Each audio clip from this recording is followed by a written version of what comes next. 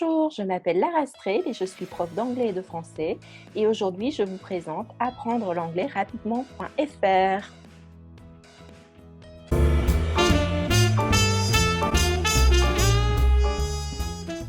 Donc, je vous ai concocté une petite vidéo sur les 10 expressions les plus inédites.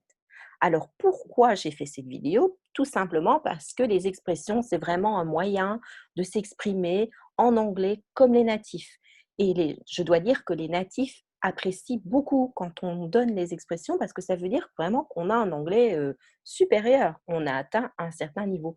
Et c'est vraiment pas très compliqué. Donc, en fait, je me suis lancé le défi d'en apprendre 50 en 50 jours. Donc, tous les jours, je vais en mettre une supplémentaire sur mon blog et je vous invite à venir la découvrir. Donc, dans ce cas, je vous invite à vraiment vous abonner ci-dessous, car ce serait dommage d'en rater une. Donc, première expression, a blessing in disguise. Donc, a blessing in disguise, blessing, ça vient du verbe to bless, bénir, et in disguise, ça veut dire en fait en déguisement. Donc, qu'est-ce que c'est que cette histoire-là? C'est tout simple. Donc, c'est quelque chose qui vous arrive et qui n'est pas très positif au départ, mais en fait qui s'avère être positif au final. Donc, par exemple, si vous avez perdu votre emploi et que ça vous a donné la chance de trouver un emploi meilleur, eh bien, vous pouvez dire It was a blessing in disguise.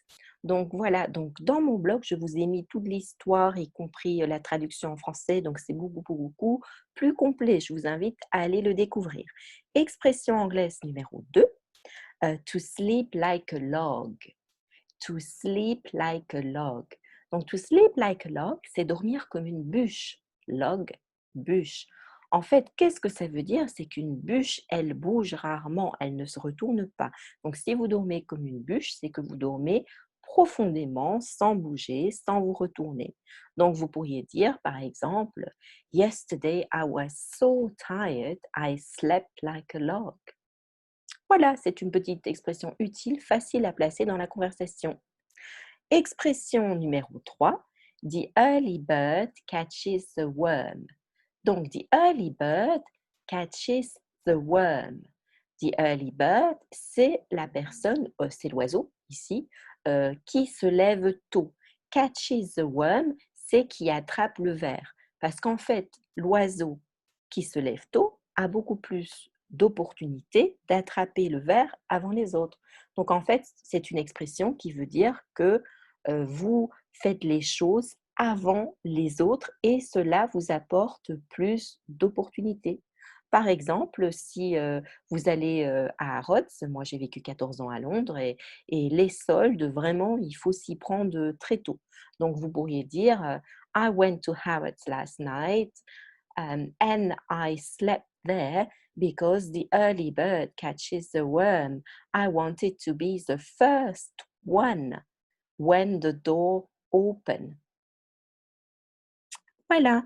Après, expression suivante, toujours dans le domaine des oiseaux, expression numéro 4, to kill two birds with one stone.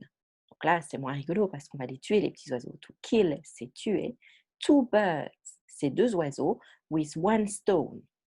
Donc, vous lancez une pierre. Donc, en fait, c'est un proverbe qui prône l'efficacité. Avec une seule action, vous obtenez deux résultats.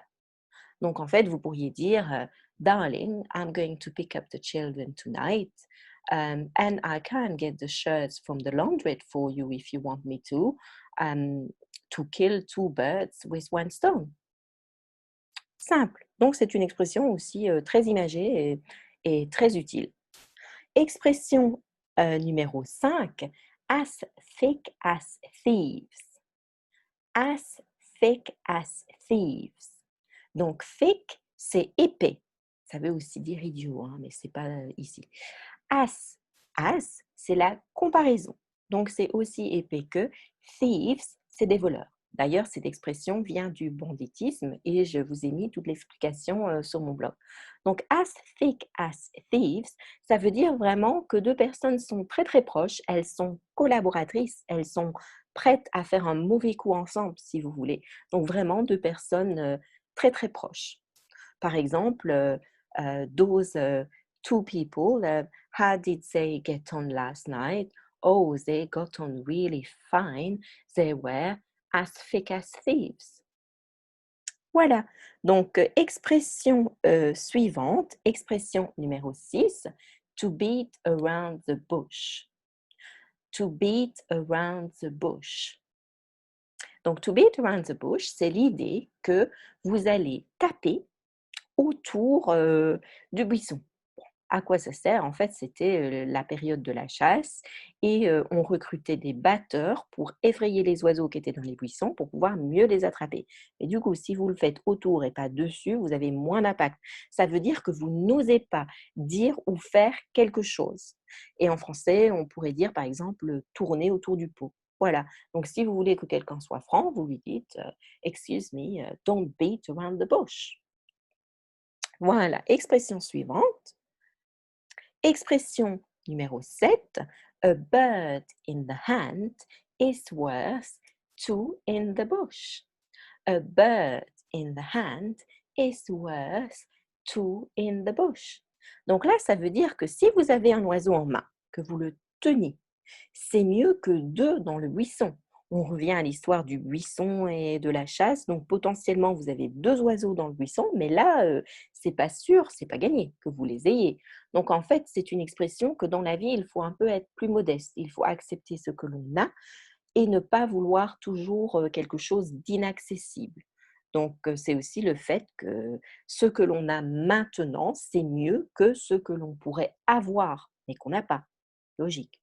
Donc, a bird in the hand is worth two in the bush. Par exemple, si vous allez faire du shopping et que vous voyez la super robe réduite et que vous vous dites, ah, mais si j'attends un jour de plus, elle va peut-être être soldée davantage. D'accord? Et donc là, la copine, elle dit, non, non, non. A bird in the hand is worth two in the bush. So buy it now, please. Donc, expression numéro 8, bite the bullet. Bite the bullet. Bite. The bullet. Bullet, c'est la balle ou la cartouche. Donc, ça fait référence à l'armée. Et en fait, si vous devez vous serrer les dents, en plus avec une balle entre les dents, c'est qu'il va vraiment vous arriver quelque chose de pas terrible et que vous devez vous préparer.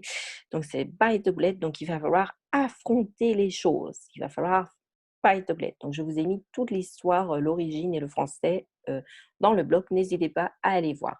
Donc, expression numéro 8, bite the bullet. Expression numéro 9, break a leg. Break a leg. Donc là, je vous dis, casse-toi une jambe. Bon, eh ben, casse-toi une jambe, ça veut dire en fait bonne chance. C'est un peu nous, quand on dit bonne merde, bah, c'est pas terrible, la merde, eh ben, on le dit quand même, ça veut dire bonne chance.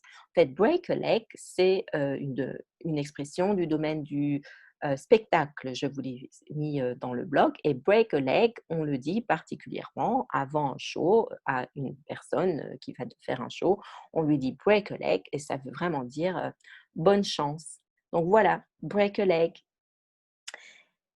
Et l'expression numéro 10, l'expression finale, call it a day.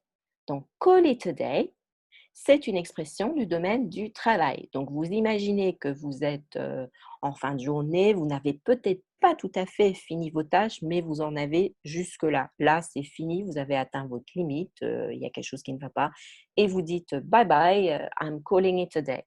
Donc, calling it a day, c'est pas nécessairement avoir fini le travail, mais c'est vraiment avoir atteint sa limite et on se barre. C'est tout.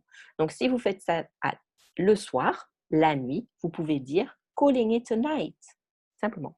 Donc, call it a day, c'est s'arrêter là. Donc, voilà, c'était mes 10 expressions. Donc, je récapitule depuis le début. 1. A blessing in disguise. 2. To sleep like a log. 3. The early bird catches a worm. 4. To kill 2 birds with 1 stone.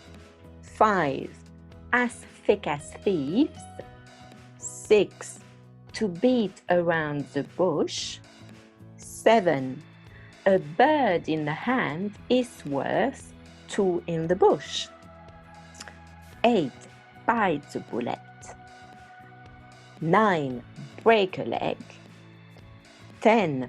Call it a day. Et ben voilà, c'est exactement ce que je veux dire. Call it a day.